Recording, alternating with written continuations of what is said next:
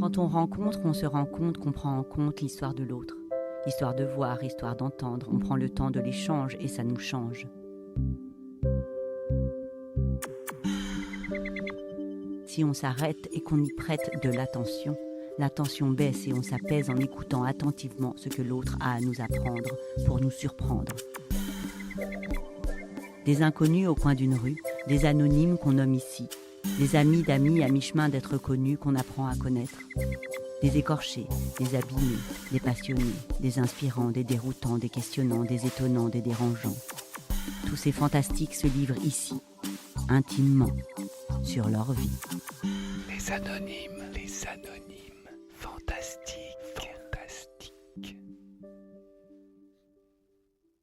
La compagnie L'Oiseau Blanc organise le 1er février 2026 une journée culturelle à Culose en hommage aux couturières des ateliers Valisère. Pour cette occasion, les Anonymes Fantastiques ont récolté plusieurs témoignages. Celui de Caroline, directrice de la compagnie, qui nous raconte cette grande histoire industrielle et féminine, et celui de Christiane et Jacqueline, qui ont travaillé jusqu'en 1981, date de la fermeture de ces ateliers de confection qui ont marqué tout un territoire.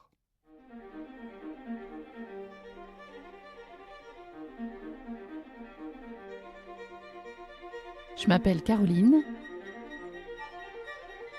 j'ai 58 ans. Les Anonymes Fantastiques, Valisère, une aventure industrielle et féminine, premier épisode. Je suis arrivée à Culose en 2020 et je suis allée dans un endroit qui s'appelle la Maison du Patrimoine, qui est un lieu de mémoire, un petit musée qui retrace la vie très riche de Culose et où était racontée cette histoire des ateliers de couture de Culose et d'Artemare. Et dès ce moment, cette histoire, elle m'a touchée parce que elle résonnait en moi, certainement avec un passé de... Alors aujourd'hui, je suis comédienne, j'ai une compagnie de théâtre, mais je ne l'ai pas toujours été. J'ai été infirmière et notamment infirmière dans le monde industriel.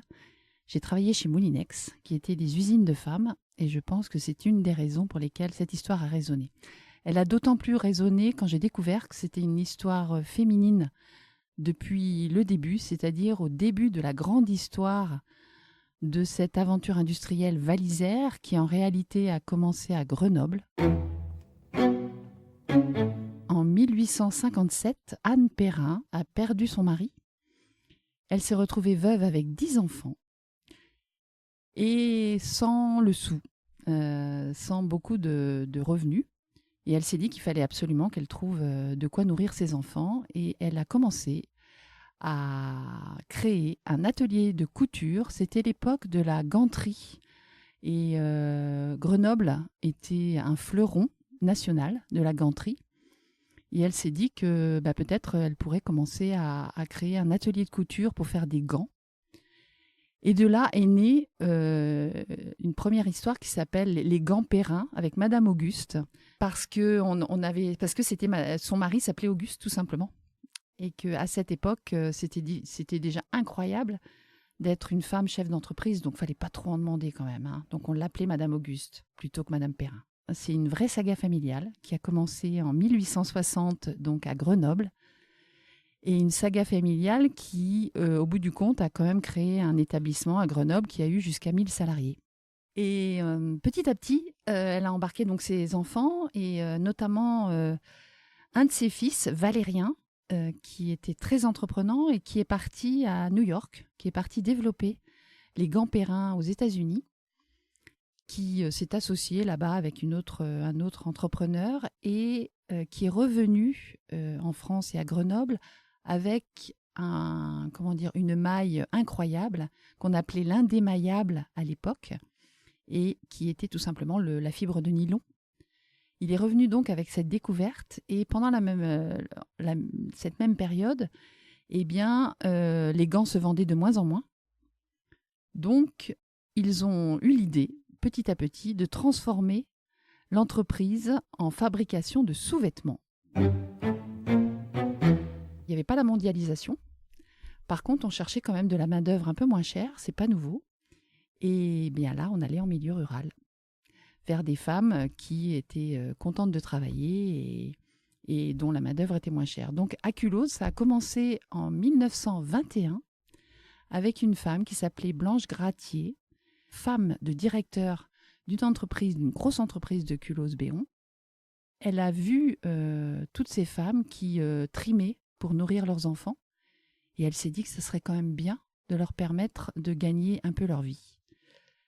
Et c'est comme ça qu'elle a eu l'idée de demander d'abord au Gand-Perrin, donc à l'entreprise grenobloise, elle allait chercher des tissus et elle portait ces tissus à domicile parce que les femmes avaient toutes des machines à coudre.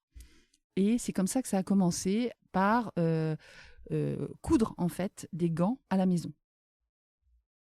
Et puis de fil en aiguille, j'ai envie de dire, ça marchait bien. Et puis ça s'est transformé petit à petit, donc les gants se faisaient moins, mais il y avait l'explosion de tout ce qui était sous-vêtements. Et là, cette madame Blanche Gratier, qui était savoyarde d'ailleurs, qui était issue de Barreau, Champarillan, par là, elle s'est dit, il faut créer carrément un atelier, quoi. Donc elle a récupéré une très vieille maison de Culose, qui était à l'abandon, et elle en a fait un atelier de couture. Et en 1929 a ouvert l'atelier de couture de Culose, atelier Valisère. Et à Culose, eh bien, on a tout de suite mis une spécialité. Donc, il y a eu d'abord les fonds de robe, mais très vite, on s'est spécialisé sur la culotte. Donc, à Culose, c'est pas mal. Il y avait tellement de femmes qui pouvaient travailler et tellement de demandes que cette femme a créé 10 ans après un deuxième atelier à Artemar. Et là, on s'est spécialisé en soutien-gorge. Les gants ont continué, mais plutôt, en tout cas à Culose, à domicile, plutôt.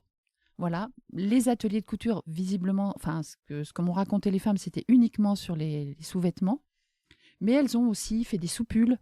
Elles ont aussi des commandes, parce que ça a évolué au cours du temps, surtout qu'à partir des années 60, malheureusement, le travail a baissé progressivement. Et donc, ils ont dû aller chercher d'autres marchés, comme les soupulles ou les chemises. Ils n'ont pas fait que des sous-vêtements, parce qu'il y a eu aussi il y avait des très belles chemises pour les hommes. Et les fonds de robe, ça s'est arrêté. Pourquoi ? Parce qu'il y a eu la mini-jupe aussi. Donc, plus de fonds de robe. Voilà, le jean, plus de fonds de robe. Et donc là, on est passé sur des sous-vêtements un peu plus sexy, des jupes, des strings même. Elles ont même fait des strings à Culose.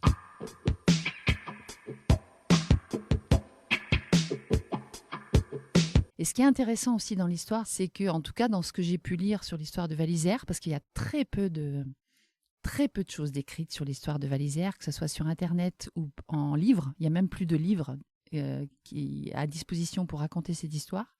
C'est fini. C'est qu'ils étaient en avance, c'est-à-dire que Valérien avait ramené des idées des États-Unis dans les années 60, même avant. Et il y avait par exemple des crèches au sein des entreprises, en tout cas au sein de l'entreprise grenobloise, le plus gros, ce qui était carrément en avance, quoi.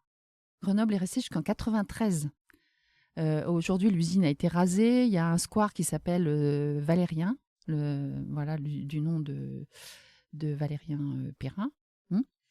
Mais ça a été racheté par le groupe Triomphe en 95.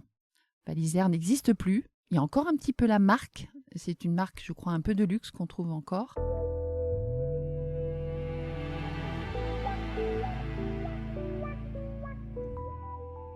C'est vraiment une histoire d'émancipation. On leur a posé pas mal de questions sur ce que ça leur a amené, ce métier, ce travail qui était pourtant pas facile, qui était dans des conditions pas faciles du tout, dans des bâtiments vétustes. Mais ce qui ressort de ça, c'est beaucoup de solidarité, de l'émancipation parce qu'elles avaient un salaire et que beaucoup de femmes n'ont jamais retrouvé de métier derrière, enfin de salaire derrière, que beaucoup sont restées à la maison et que pour la plupart, elles en gardent un souvenir vraiment, d'émancipation, de liberté, de solidarité. C'était une grande famille. Elles gardaient les enfants venaient, il y avait les Noëls Valisère, il y avait un comité d'entreprise, c'était la grande époque des comités d'entreprise, des voyages. Et ça, c'est hyper touchant, quoi. On a rencontré aussi des enfants, ça c'est intéressant, des hommes, notamment un homme qui, quand il a appris notre projet, parce qu'on On est soutenu par la communauté de communes. On a présenté lors d'une réunion plénière notre projet. Et là, il se trouve par hasard qu'il y avait le fils d'une couturière qui a travaillé 38 ans chez Valisère. Et il était hyper touché. Pour lui et pour sa mère et pour lui, il nous a dit qu'en fait, c'était le progrès. Du fait que sa mère avait un 2e salaire, ils ont été les premiers dans le village, parce qu'ils vivaient vraiment à la campagne, à avoir un frigo.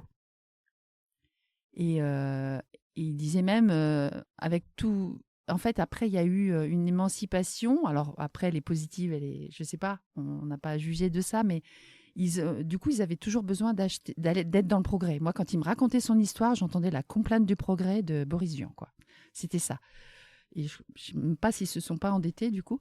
Mais en tout cas, il y avait, c'était la grande période où avoir un frigo, c'était un truc de dingue, quoi. Donc, il y a eu ce côté-là. Il y a eu... moi, j'apporte aussi un salaire à la maison. Donc, même si c'est sur le compte de mon mari, parce qu'elles n'avaient pas le droit d'avoir un compte. Voilà. Quand même à l'époque, jusqu'en 65, elles n'avaient quand même pas le droit d'avoir un compte bancaire. Donc, ça a apporté un salaire au mari. Mais n'empêche que c'est quand même, je pense, une certaine fierté pour certaines.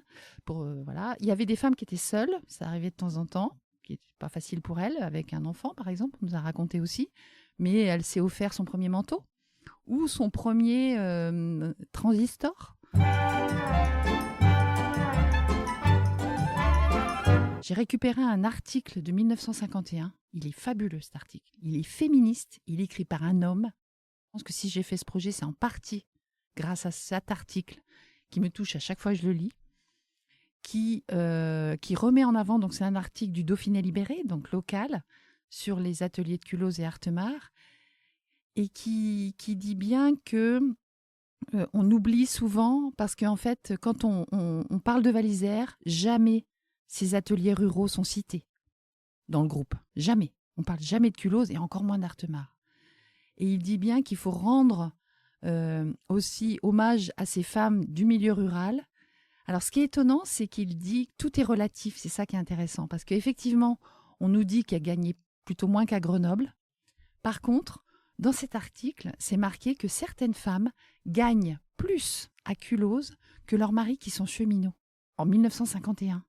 Ah, ça, c'est fabuleux, quoi. Et cette femme, et ce que je trouve aussi qui me touche beaucoup, c'est cette Blanche Gratier qui, elle, n'avait pas besoin d'argent, mais qui a eu cette humanité de dire ces femmes, elles peuvent travailler, il faut qu'elles travaillent pour gagner, pour nourrir leurs gamins, quoi.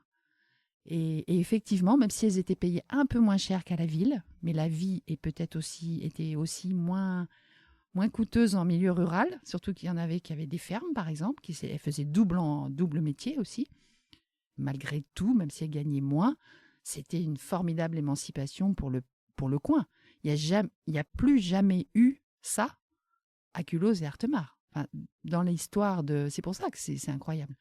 Il n'y a plus jamais eu. Après, il y a eu la SIAT, donc c'est une entreprise où c'était quand même majoritairement masculine et c'était le fleuron de Culose.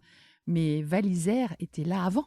On se rend compte que toutes les familles qui sont issues de la région ont eu des femmes qui ont travaillé chez Valisère. Alors c'est Culose, Artemare, Césérieux, c'est le Bugey.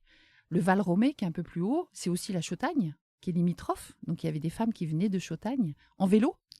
Parce que quand même, ça aussi, c'est un véhicule émancipateur. À chaque fois que je dis, tiens, je travaille sur... Ah, ma tante, elle a travaillé chez Valisère. Ah, un gamin l'autre jour en 4e avec qui on a travaillé a dit, mais moi, ma grand-mère, elle travaillait chez Valisère. En gros, il y avait une centaine de femmes en moyenne sur les 2 ateliers qui travaillaient. Le projet, c'est vraiment de remettre en mémoire ces ateliers de couture pour pas qu'on les oublie. Ça fait 40 ans cette année que c'est fermé. Je me suis rendu compte que plein de gens ne savaient même pas où était l'atelier de couture. Tous les bâtiments ont été rasés, les archives ont été supprimées. Il n'y a presque plus rien sauf la parole et les documents que les dames ont encore.